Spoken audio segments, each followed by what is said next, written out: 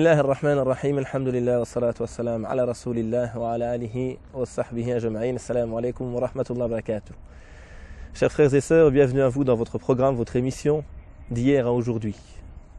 Nous citons des récits qui nous permettent, dans notre cheminement au quotidien, de tirer des leçons et d'avoir face à nous l'exemple de ces grands modèles. Mais il n'y a pas dans ces récits que des grands modèles.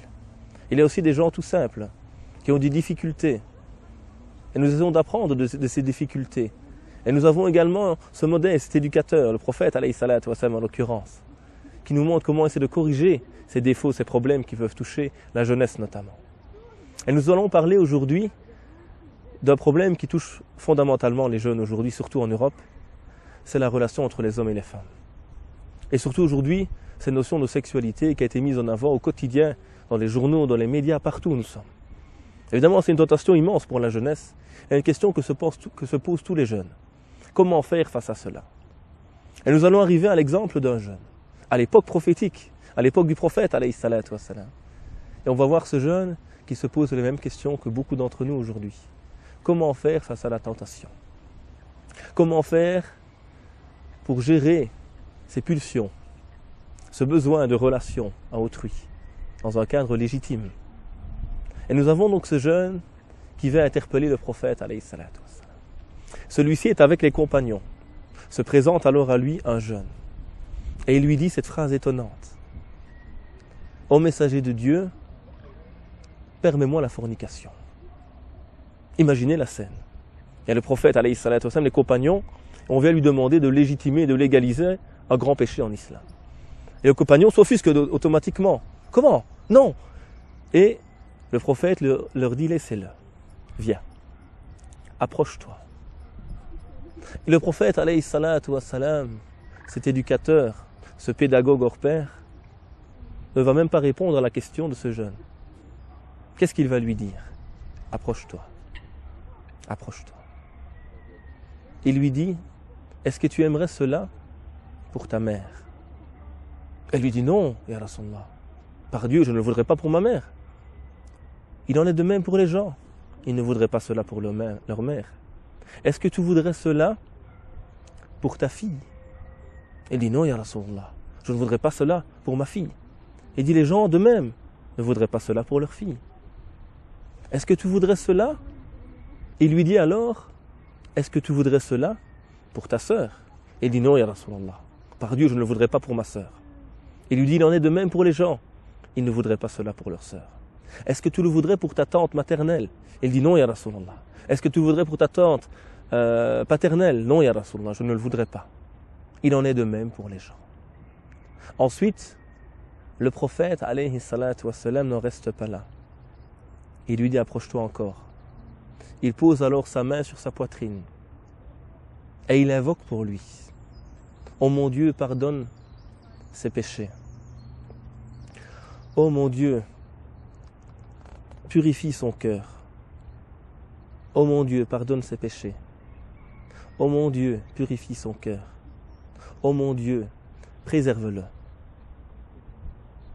Et il est rapporté par la suite que plus jamais ce jeune n'a voulu revenir à la fornication. Plus jamais il ne voulut revenir à cela, cet acte. Pourquoi? Parce que par la grâce de Dieu, il est tombé sur l'éducateur. S'il avait posé la question à l'un d'entre nous, qu'est-ce qu'on aurait dit? Haram, tu ne peux pas. On l'aurait repoussé, rejeté ou jugé. Et il serait parti. En sachant que c'est haram, il le savait déjà avant. Mais sans avoir la réponse réelle à sa question.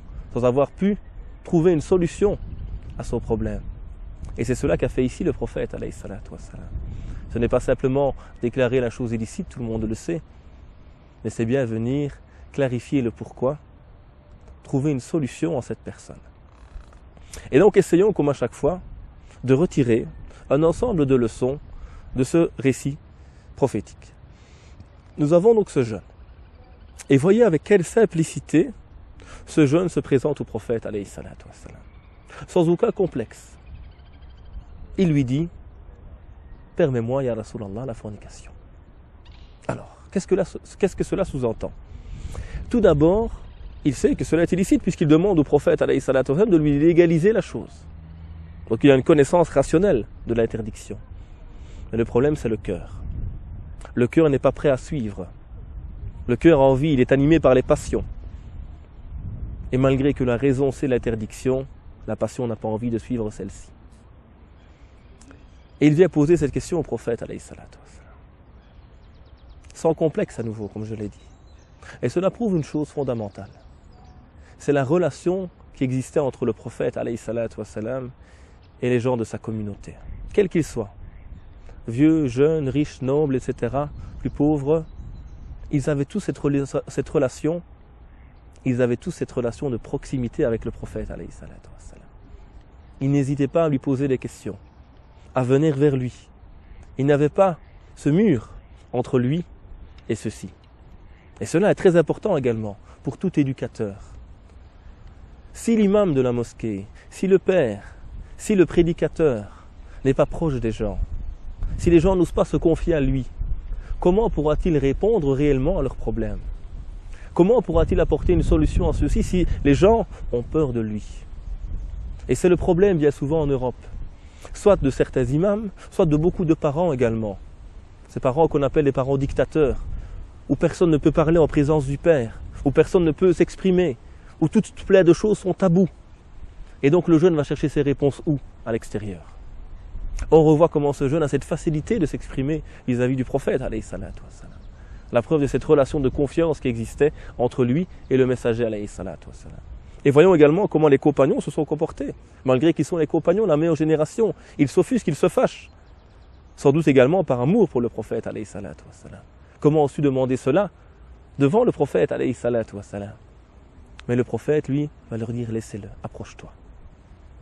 Regardez cette douceur également dans le geste du prophète, alayhi salatu wassalam. Approche-toi, viens. Tu as des interrogations, tu as ce feu qui brûle en toi, viens, on va en discuter, on va en débattre. Et vous voyez comment on lui parle d'ailleurs. Ce n'est pas un monologue à nouveau, c'est un dialogue. Car si tu veux connaître ce qui interpelle l'autre, ce qui trouble l'autre, tu dois lui laisser la parole. Et trop souvent, malheureusement, ceux qui possèdent un peu de science ou beaucoup de parents, il n'y a que eux qui parlent. On n'écoute pas l'autre. Or, tu es à l'image du médecin. Le médecin, qu'est-ce qu'il fait en premier lieu? Un diagnostic. Il doit interpeller le malade. Qu'est-ce que tu as? Qu'est-ce que tu ressens? Et quand il a fait cet état des lieux, il peut trouver alors une solution adéquate au problème de cette personne. Et c'est ce que fit ici le prophète, alayhi salatu wassalam, en discutant avec lui, en débattant avec lui et en l'interpellant.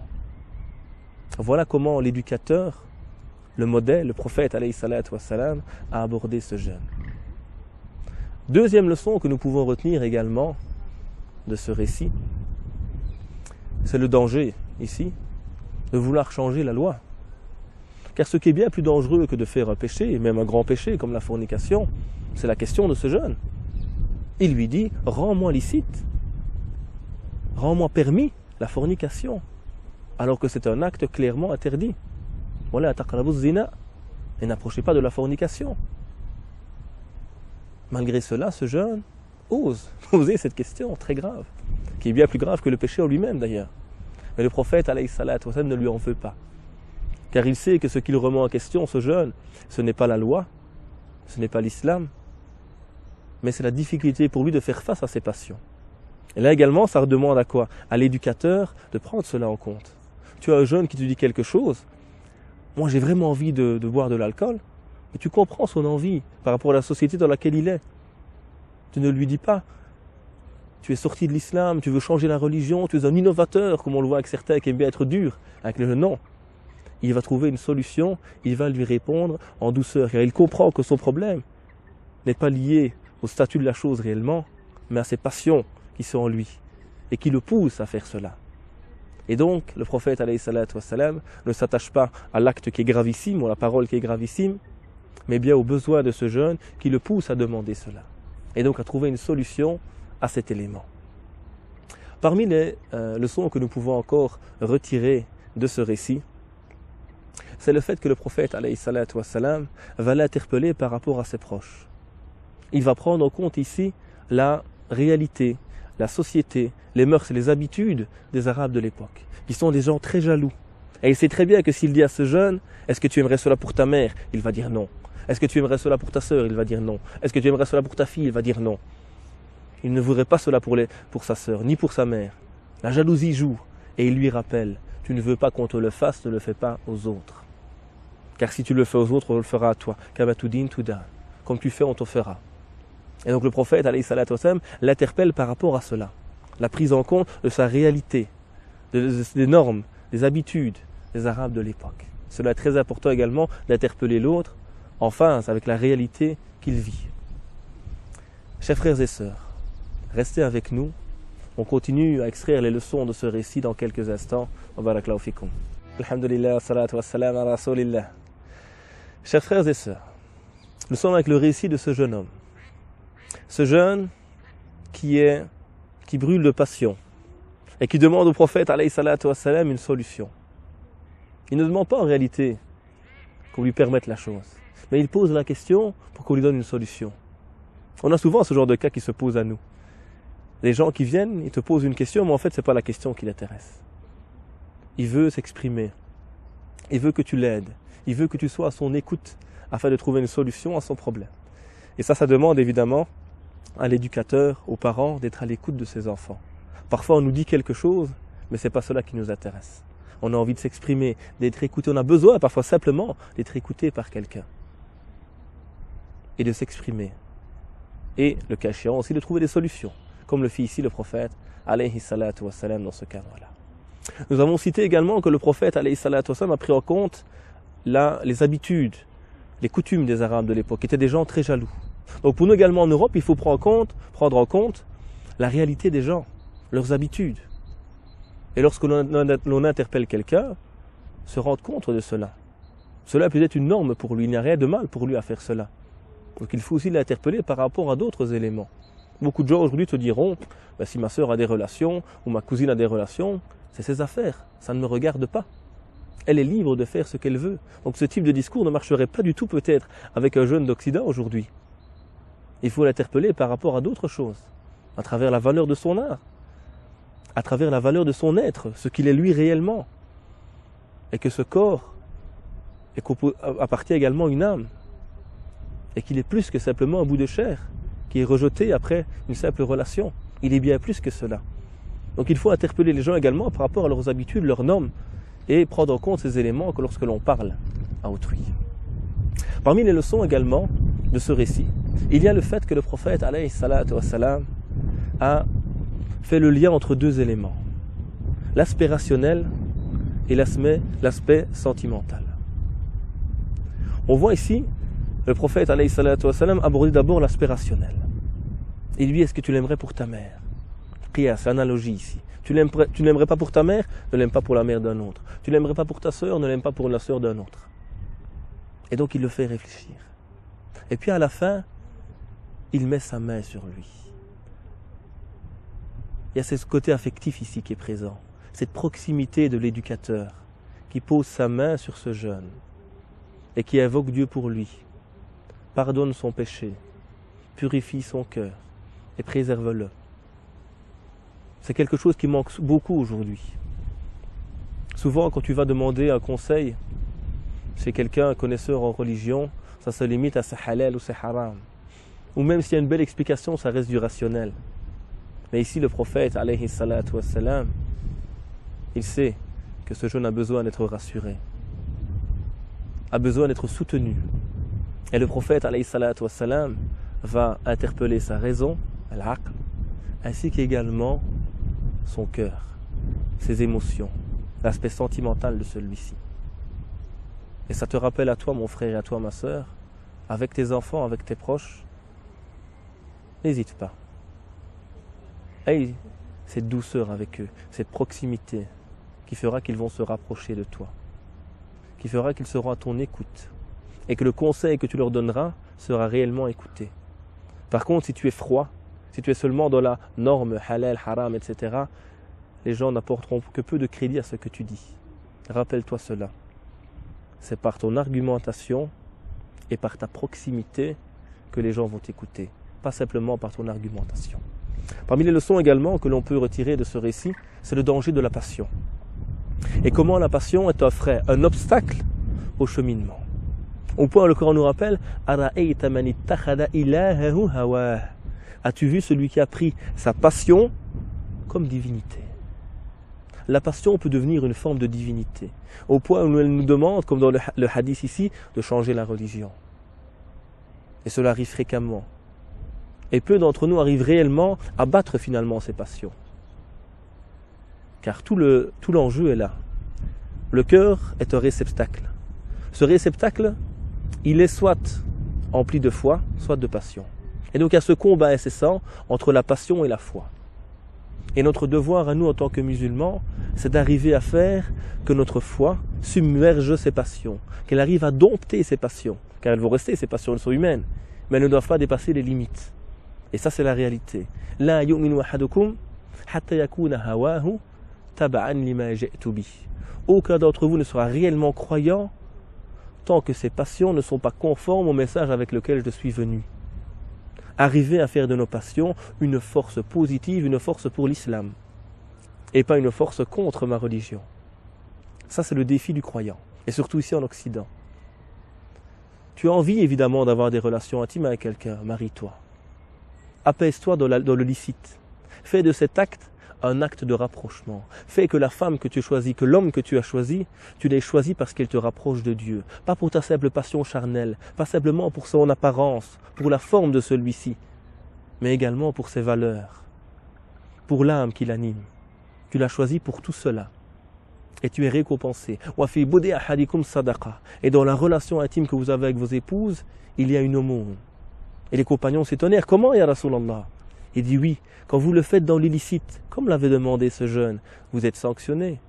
Quand vous le faites dans le droit chemin, quand vous le faites pour agréer Allah subhanahu wa ta'ala, vous êtes récompensé pour cela. Et donc c'est le défi du jeune aujourd'hui. Arriver à maîtriser ses passions. Et ces passions ne peuvent être maîtrisées qu'à travers l'éducation, qu'à travers les efforts sur nous-mêmes, qu'à travers le cheminement, qu'à travers l'adoration, qui permettent à la fois de prendre le pas sur les passions qui sont en train de brûler le cœur de nos jeunes. Également, il y a l'importance, lorsque nous abordons une thématique, d'aborder leur finalité, le pourquoi. D'arrêter de dire simplement aux gens « halal, haram ». Explique les finalités. Explique l'objectif que Dieu a voulu là derrière. Pourquoi Dieu interdit la fornication? Alors que tous les jeunes en Occident te diront « mais c'est merveilleux, c'est magnifique. J'ai une relation avec des filles comme ça, on passe un moment de plaisir et c'est fini. » Ce n'est que du plaisir. Mais l'être humain n'est pas que cela. L'être humain est avant tout une âme, des valeurs. Et cette personne qui est en face de moi n'est pas qu'un corps. Ce n'est pas un Kleenex que j'utilise et puis que je jette. Cette personne a des sentiments également. Et arrêtons de nous mentir. Tout le monde rêve d'avoir un foyer stable. Tout le monde rêve d'avoir cette personne aux côtés de nous qui nous aide à cheminer, comme le sont nos épouses. Toute femme, tout homme rêve de cela. Si certes on a ses besoins primaires, ces besoins sexuels qui existent, ils sont un moyen, un élément seulement du couple, et pas tout le couple. Et le fait d'en faire tout le couple aujourd'hui, tout l'élément essentiel dans la relation entre l'homme et la femme, fait que ces couples ne sont plus stables. Et qu'aujourd'hui, malheureusement, la famille a été sacrifiée en Occident, en Europe en particulier. La famille, telle qu'on la connaissait entre un homme et une femme, à travers le principe du mariage, à travers un projet commun, à travers cette fidélité, cette unité dans le couple, tend à disparaître malheureusement.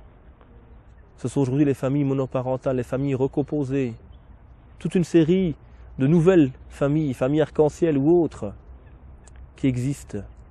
Mais la vraie famille est composée d'un homme et d'une femme, qui s'aiment, qui ont un projet commun, qui souhaitent éduquer leurs enfants. Malheureusement, cela aujourd'hui est en voie de disparition. Pourquoi? Parce qu'il y a justement ce côté de la passion, qui est mis tellement en avant qu'on en oublie le reste. La responsabilité, la miséricorde entre les gens, le réel amour qui n'est pas qu'une passion physique, mais qui est bien plus que cela. On a négligé fortement cela. Et c'est pourquoi l'islam nous dit « Wala taqrabu zina » n'approchez pas de la fornication. Écartez-vous de tout ce qui peut y mener. Car tous ces éléments qui nuisent à la relation homme-femme nuisent en même temps à la famille, qui est la base de la société. Une société saine est une société basée sur des familles saines. Et c'est un grand défi pour nous également, les musulmans en Europe. Préservons nos foyers. Il y a tellement de taux de divorce malheureusement dans la communauté. Parce qu'on a beau se prétendre musulmans, nous n'avons de musulmans souvent que l'apparence et pas réellement le fond. Donc c'est très important pour nous également d'avoir conscience de cela et de concrétiser ce foyer sur l'amour, la miséricorde et les principes que l'islam a réellement définis. Chers frères et sœurs, nous avons vu à travers le récit de ce jeune homme comment le prophète alayhi salatu wassalam l'a interpellé, a abordé l'aspect rationnel et sentimental, émotionnel. Comment il a évoqué Allah subhanahu wa ta'ala pour lui. Comment il y avait cette ouverture d'esprit. Comment le jeune n'avait pas de problème à venir interpeller le prophète alayhi salatu wassalam. Nous avons vu également comment le prophète alayhi salatu wassalam a accompagné ce jeune, a répondu réellement à son questionnement. Il ne s'est pas limité à la norme.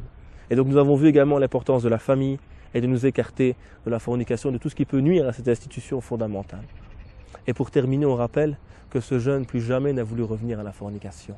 Pourquoi? Parce qu'il est passé chez le médecin des cœurs. Il est passé chez le prophète, alayhi salatu wassalam. Et ça, c'est ton rôle, mon frère et ma sœur, d'être à l'image du prophète, alayhi salatu wassalam, ce médecin des cœurs. Mes frères et sœurs, au plaisir de vous revoir. Subhana rabbika rabbil izzati amma yasifun. Wa salamun ala al-mursalin. Walhamdulillahi rabbil alamin. Wassalamu alaykum wa rahmatullahi wa barakatuh.